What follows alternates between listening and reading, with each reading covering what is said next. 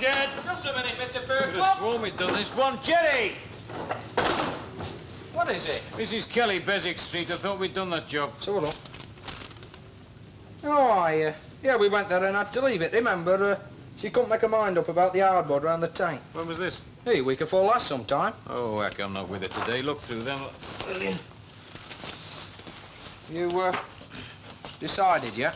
What about Piggott, you mean? Aye. Oh, I fancy it, all right. But I'll have a better idea when I've seen the place. Hey, Jerry, lad, have you seen the pricker for this?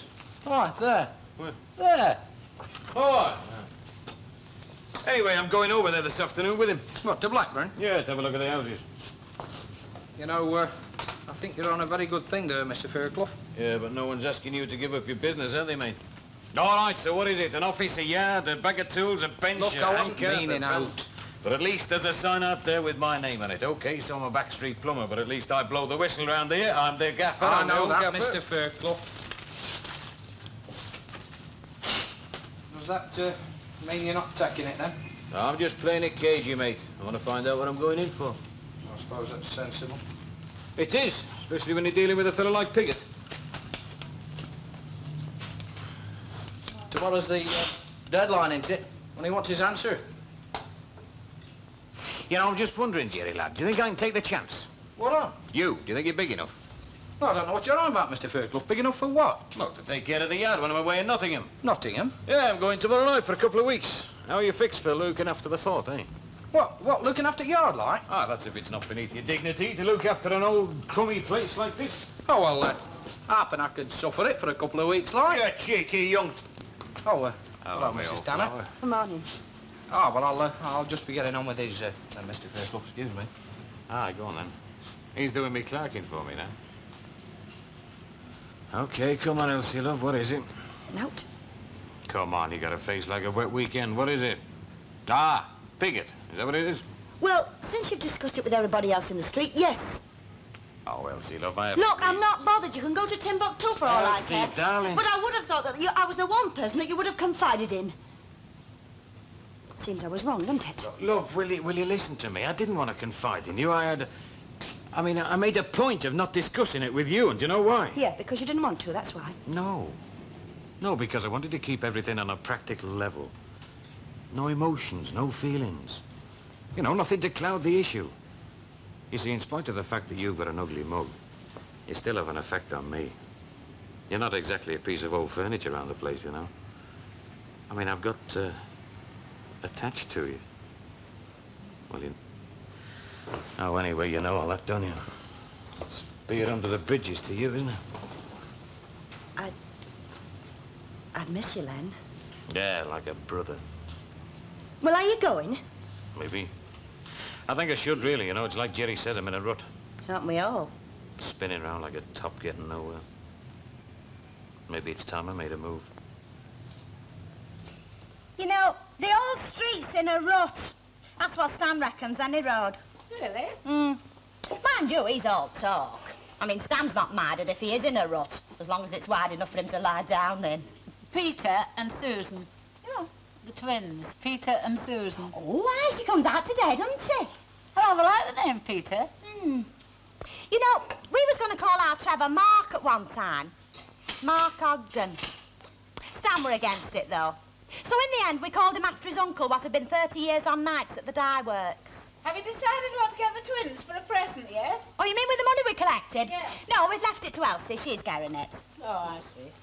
Oh, well, I'm glad they didn't ask me. I really haven't got the time. Suppose you don't know what she's getting? No, but it's safe with her. She's got very good taste, has Elsie. Yes. And, of course, as they do want two of everything, well, they'll be grateful for anything she gets, won't they? Which is just as well. No, well, you see, she's got them like, the cooler cardigans, you know, and leggings to match. Just the job they are, you know. How do them look now? They look smashing, them. Hey, what's that? Oh, it's Ken and Mr. Tatnott. They're moving the beds over for the twins, you know. Oh, don't tell me that's the door. Never mind, I'll go. Right, okay. Oh, did I rush, didn't she? Hey, what's she doing here, anyway? Well, she's just come and she's brought you these lovely flowers. Listen, I've tidied all this table up and everything, but I'll have to go now. All right, thanks. See you later. Right, Bye. see you, love. Oh, all right. Aren't you at school? Yeah, well, I took a kid to a clinic. You know, he slipped in the yard. There's 2 telegrams. I see. Took a kid to the clinic, then forgot to go back, eh? I'll tell you what, I'll bet you one of them's from your David. Yeah, I bet it is. Congratulations, home team scores again, David. I wonder who this one's from. Well, it won't be from your dad, 'cause he sent one, hasn't he? Yeah. Oh, it's from Val's mum. What, in Glasgow? Yeah, pity she couldn't come, and hey, thanks for those flowers over there. Very nice. Very, very nice. Any road, I'd best be getting back out. She'll have such party out for me. Tra. Hey, what time's Val coming? I'm picking her up at the hospital at 1 o'clock, then. Oh, right. Tra. Right, cheerio. Well, Ken, we've made this place shipshape, haven't we? Especially that room upstairs. Yeah, do you know what? What? I reckon we've earned ourselves a cup of tea. That's about the best thing you've said this morning. Right, well, you put the kettle on then, and I'll empty the teapot. But remember, we've got to wash the things up after.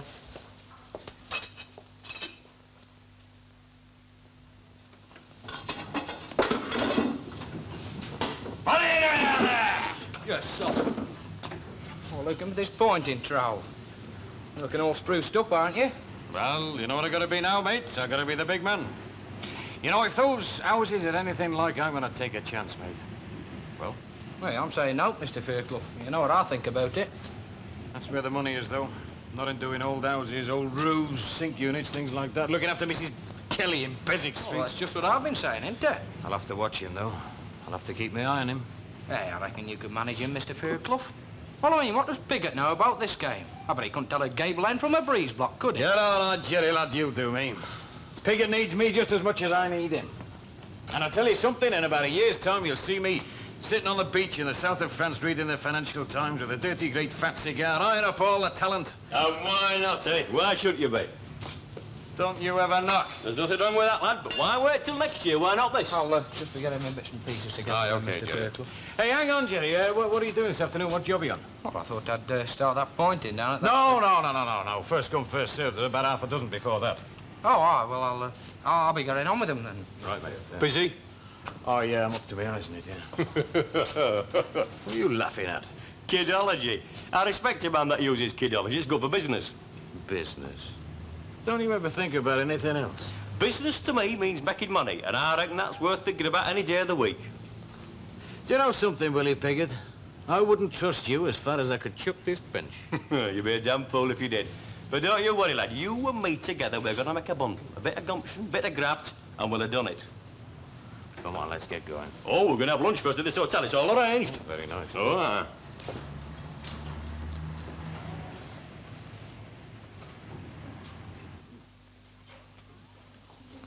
When's she coming home?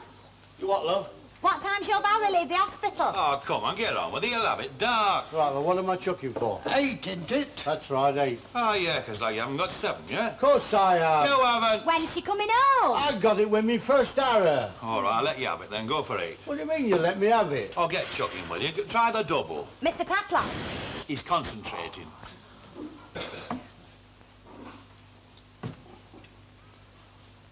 Hard luck, Albert. It's them glasses, Albie. You can't see straight in them. No, well, I'll play you for a pint any day and chance it. You'll be on a loser, mate. Mr. Tatlock. What? What time's she coming home? Oh, about 1 o'clock. Oh. Hey, wait a bit. Hey, come back here. That's the line you chuck from there, not down All here. right, now what? 6, 7, 8. Right, well, go ahead.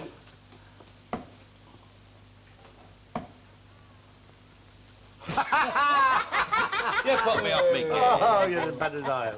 Well, where do you think you're going? Running round to the Barlows, love. I thought I'd like to be there when she arrives. Oh, I'll come with you. Will you? Yes, do. Yes, well, I'd better be getting over, too.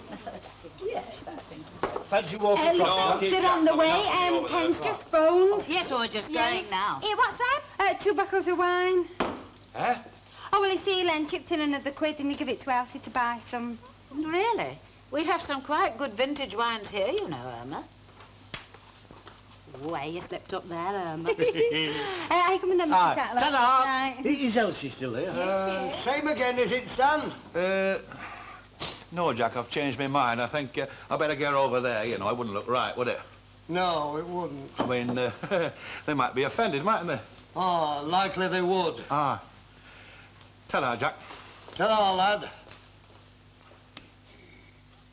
Hey, what are you making? It's a bath stand for Valerie. Don't you go saying out, will you? Because it's not finished yet. Do you think she'll stop round here? Well, I don't see why not. I wouldn't stop in this dump if I was her. What, because of the twins, you mean? Yeah, if I had kids, I'd want a new house. Oh, well, you've got a long way to go yet, haven't you? Besides, new houses cost money. Hey, is it ready? Nearly. Oh. Well, what do you think of them? Oh, isn't it lovely? Are them the leggings? Yeah? Do you like them, Mrs. Walker? Quite nice. Oh, I think they're smashing. Yeah, they look... What a smashing bouquet. A real...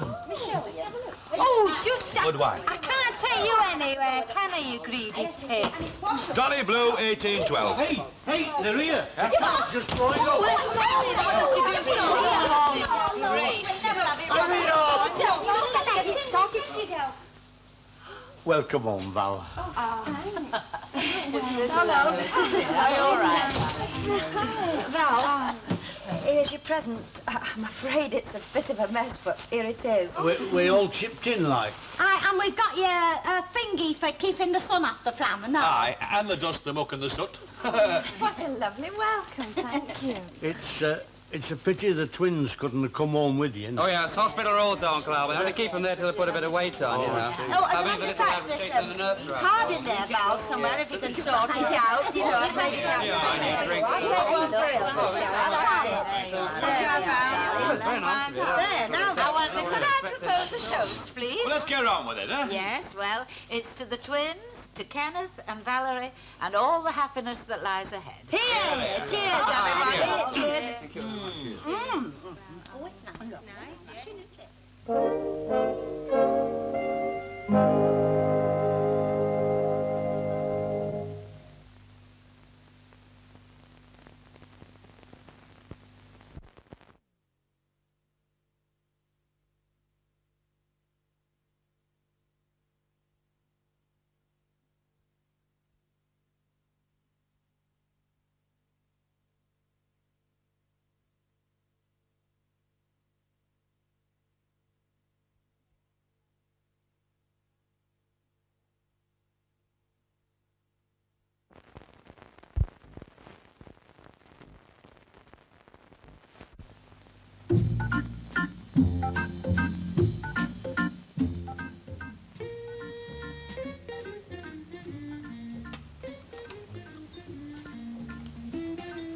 Hello, how's your Gladys then? Very well. All right?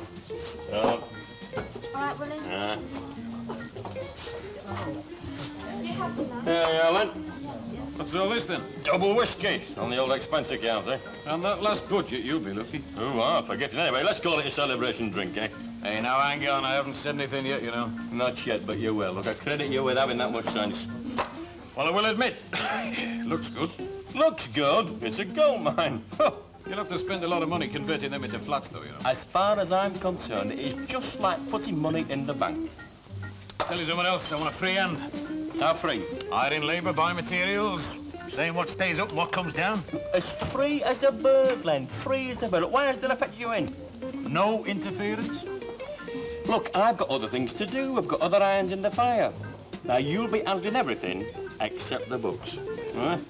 Hey, Rosie, come here, look. How's it going, eh? Same as usual, you know. I'm still greasing the stairs for the old fella. This is Rosie. She works here 7 nights a week, don't you, love? Well, you should know. Hello, then. Rose! Should have married that millionaire. See you, darling. Get out, then.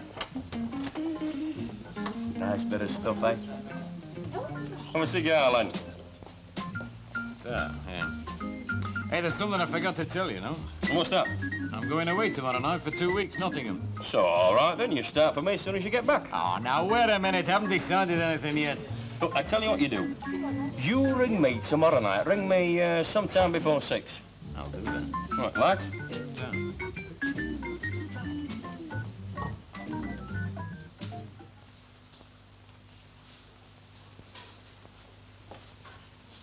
Well.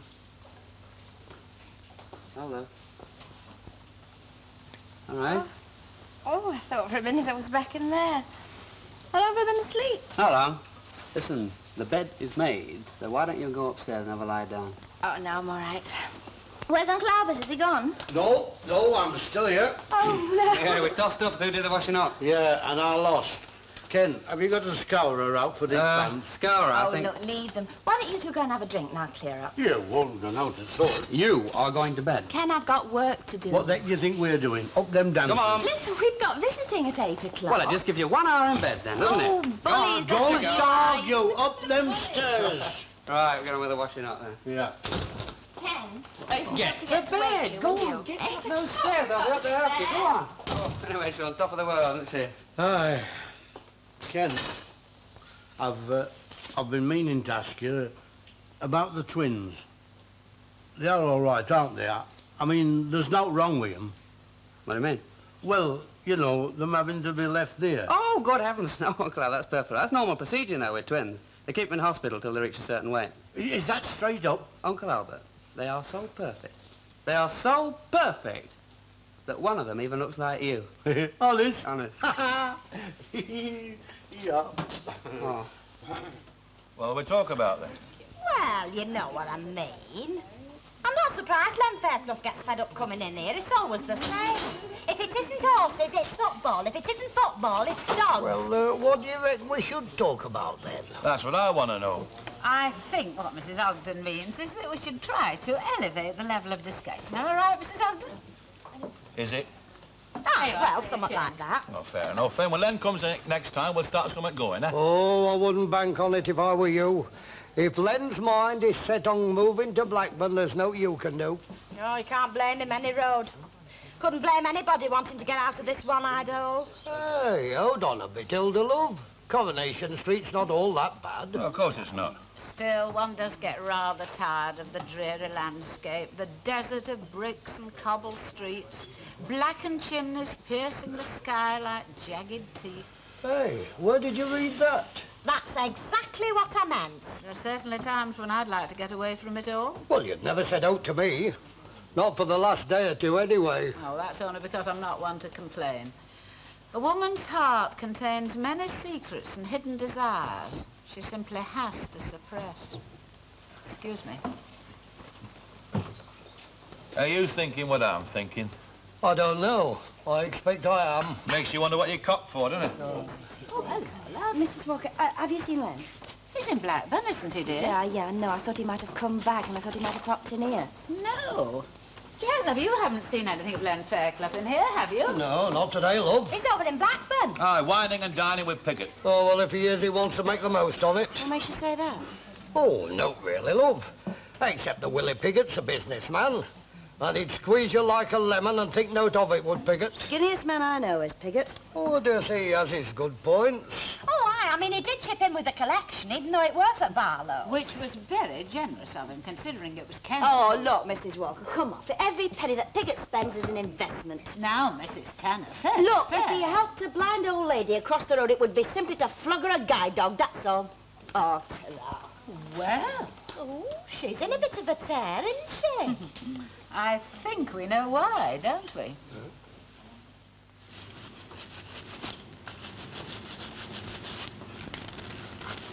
Oh, hello, Mr. Fairclough. Hello, mate. Hey, that's a nice job you made of that, fella. Like that. I hope so. Hey, how'd it go? Pretty good, mate. You know, this fella Piggott, he certainly knows how to go to town. Aye. Yeah, big nosh up in a posh restaurant, flunkies, waiters, the lot. And back to the green man, big whiskies, cigars, oh, boy. What are the houses like? Like you said, mate, they're pretty good. Well, are you taking it then? I'm my own gaffer and all. Well, you've decided, have you? No, tomorrow I'm going to give him a ring. Anything extraordinary happened while I've been away, then? No, just usual sort of day. Finished off that pointed. Good lad. That's it, though, isn't it? Every day's just the usual sort of day. Nothing extraordinary ever happens. I'm going for a pint, Jerry, lad. Right. I'll go and see what the other morons have got to utter to me. Oh, the rubbish, I'll bet.